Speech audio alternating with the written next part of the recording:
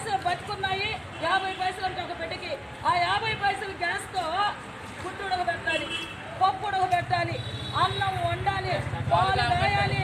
ఇవన్నీ చేసి ₹1 గ్యాస్ అంటమ్మా. కానీ ఆ ₹1 ఎవరైనా వండి మీ ఇళ్లలో మీరు తింటున్నారో ఒకసారి మనసు పెట్టి ఆలోచన చేయండి.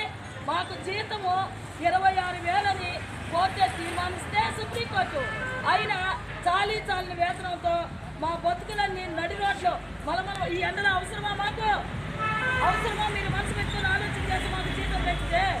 కానీ రాత్రి వేళ కరెంటు పీకేసి విజిల్ వల్ల 4:30 ఈ విధంగా మా వాళ్ళని అరెస్ట్ చేసి మా నాయకులకి దెబ్బలు ఎక్కడంటే అక్కడ చేయిలు వెనకడము, కాళ్ళు వెనకడము, తల లాగేయడము దుర్మార్గంగా ఈ ప్రభుత్వం ప్రవర్తించింది. కాబట్టి తెలుసు ప్రతి ఒక్కరికి అంగన్వాడీ సత్తా. సూర్యుడు కూడా ఆత్మంటే ఆపే శక్తి మా అంగన్వాడీకి ఉన్నది. మేము న్యాయమైన డిమాండ్ అడుగుతా ఉన్నాము. మా న్యాయమైన డిమాండ్ మాకు గౌరవ వేతనం వద్దయ్యా.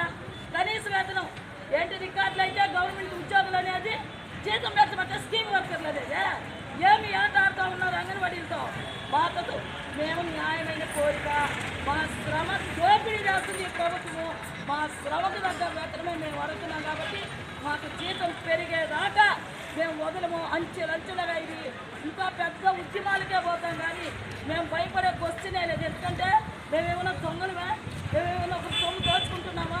మా బిడ్డలకు పెట్టేదానికి లేదయ్యా. మాకు మా బిడ్డలు మేము పొస్తుండాలి. మీరు ఇచ్చే వేతనంతో బడికాయ సరిపోతుంది, కూరగాయలకి వాళ్ళకి గ్యాస్కే పెట్టుకోవడానికి చాలట్లేదు.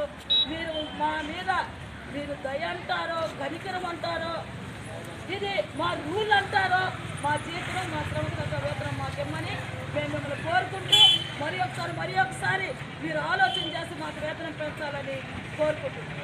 జిందాబాద్ జిందాబాద్ జిందాబాద్. అంగన్వాడీ కార్మికుల ఐక్యత, అంగన్వాడీ కార్మికుల ఐక్యత.